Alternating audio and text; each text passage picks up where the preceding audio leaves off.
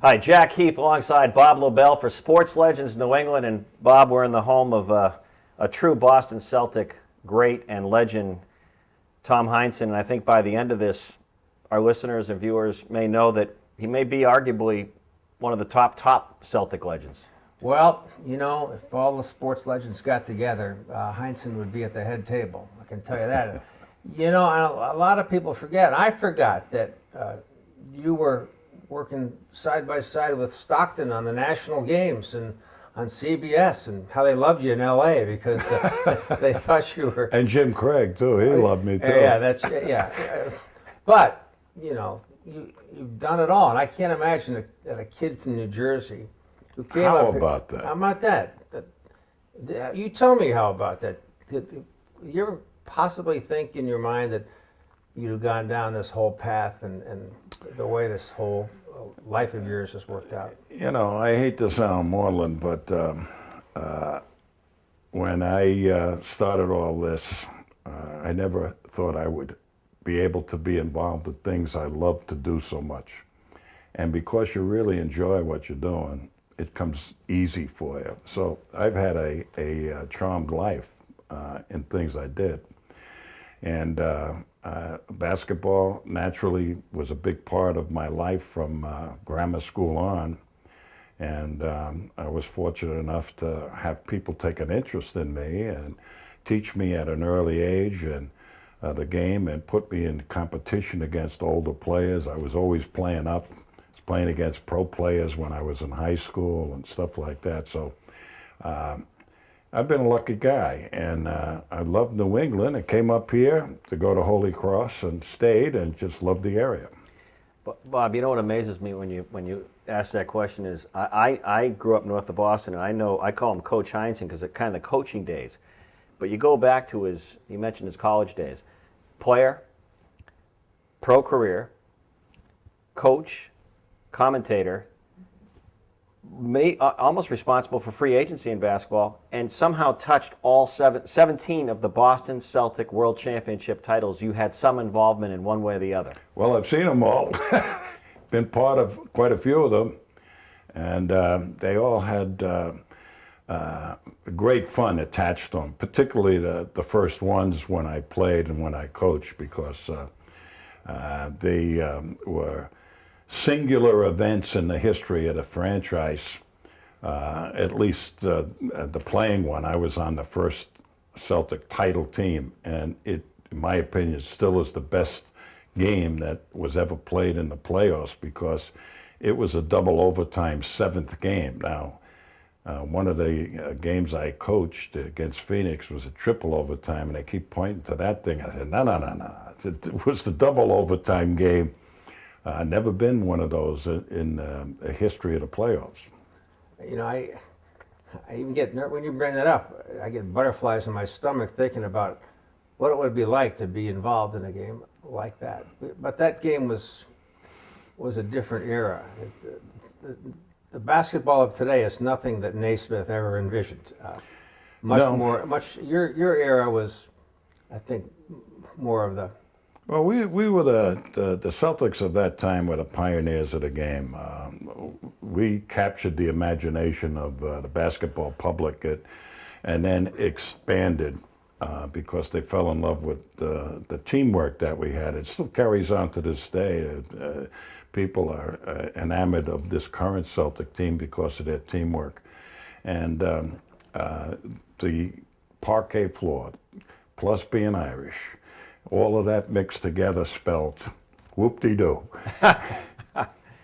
But when you look back to those early days, did you have any idea then it would become the dynasty it is?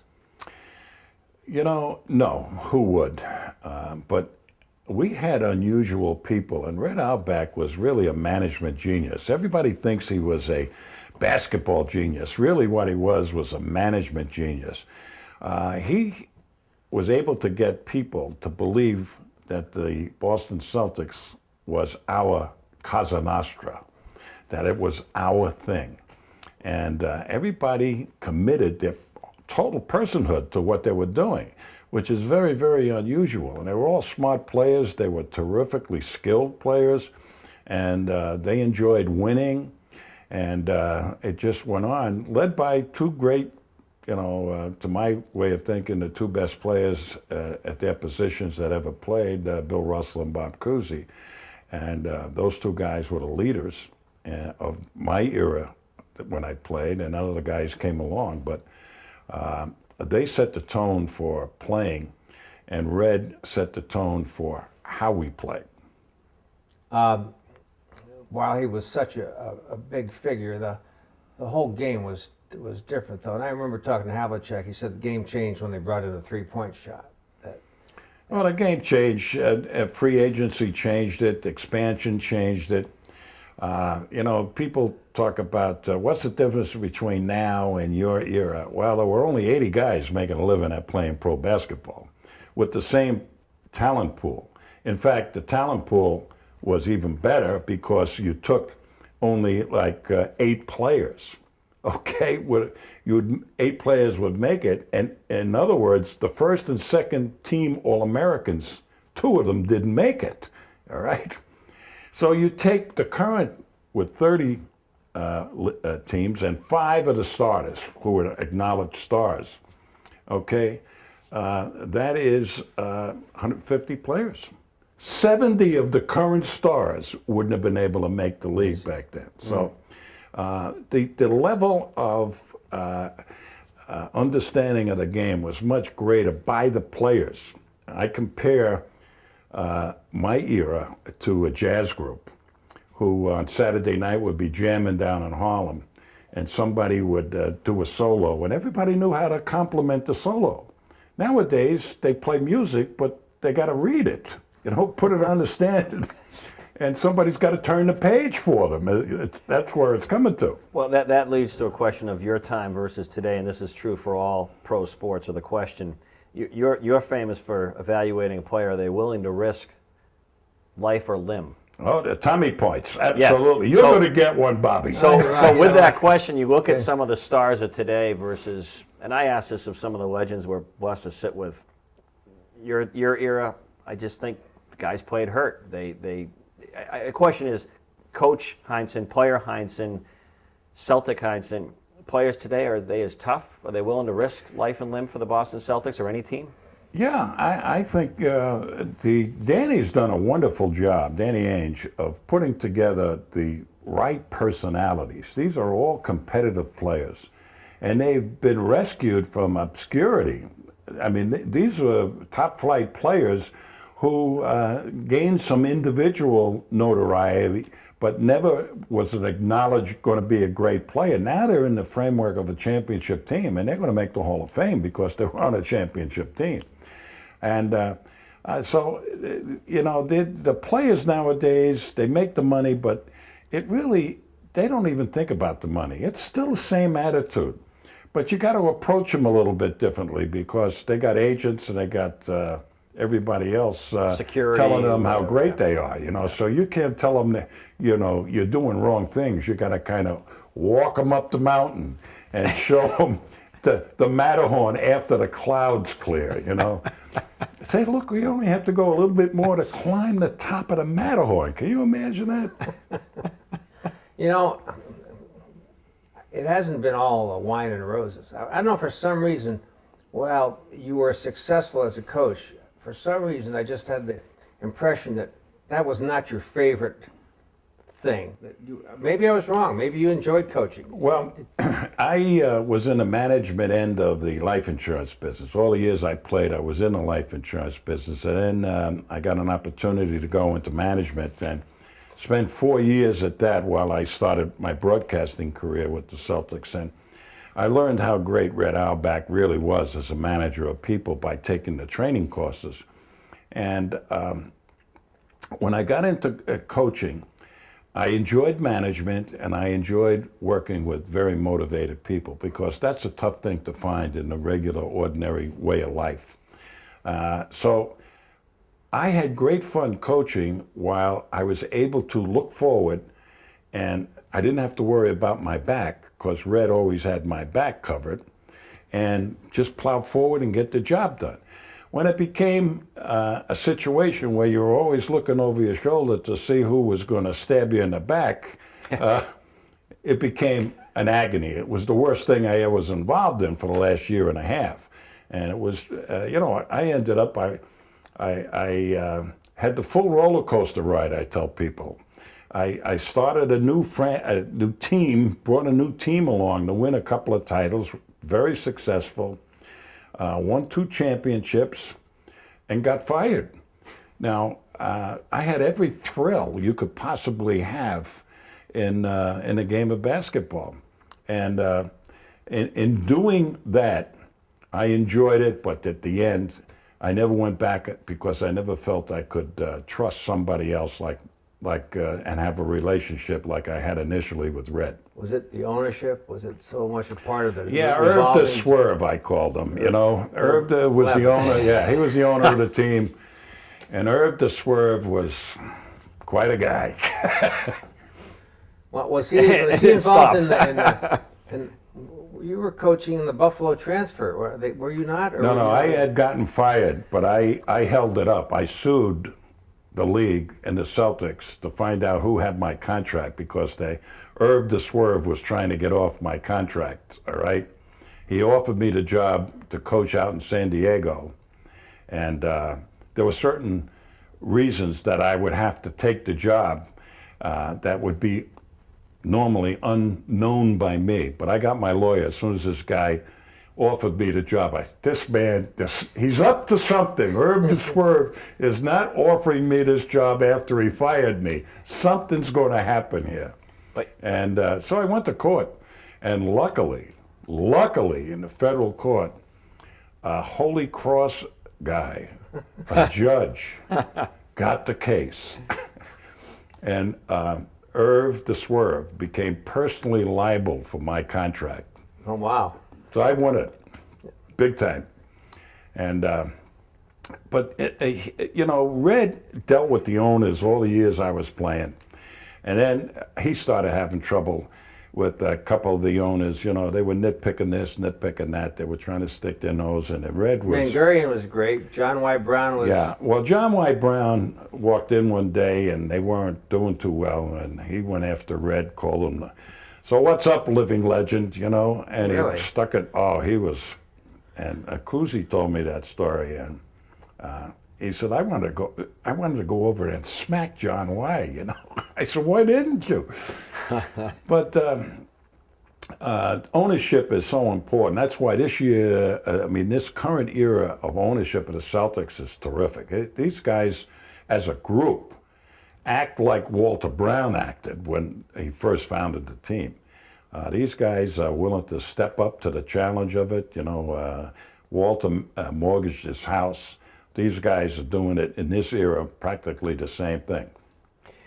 I want to jump to the broadcasting career because you went from the college, the pros, the coaching, being involved in the association of basketball when the free agency was, you were president of the association. How hard was it to get into the broadcasting? Because I'm always amazed, not all legends and not all great athletes become good, successful broadcasters. That's not a given. We've interviewed Dennis Eckersley. He's done a great job now filling in with Jerry Remy, but you can't name a bunch. You've been able to evolve as a Celtic or as an athletic dynasty in your own right. Broadcasting, walk us through that a little bit. What was surprising? How hard was it? Do you like it? I've been very fortunate in my whole broadcasting career. I never went for a job. People asked me to do it, all right? And I started in broadcasting.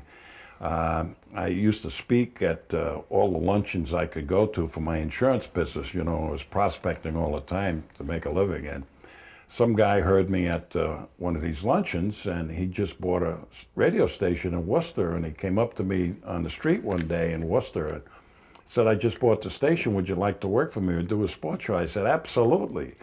And that's how I started. And because I did that, Red recognized that I had a little background in broadcasting, and when they got their first television contract, I had retired, of course. he came up to me and asked me to do the games. And I said, well, absolutely do the games. And the hockey guy, what's his name again? Fred Cusick. Yeah, Fred Cusick. Fred Cusick was the late. sports director at Channel 56. And he worked with me, all right, to do the games. Plus, down in New York, Glickman, Marty Glickman, who was Red's buddy. He came up with me a couple of times. Did Bob Lobel help you? No, he was needling me all the time. He was on talk shows.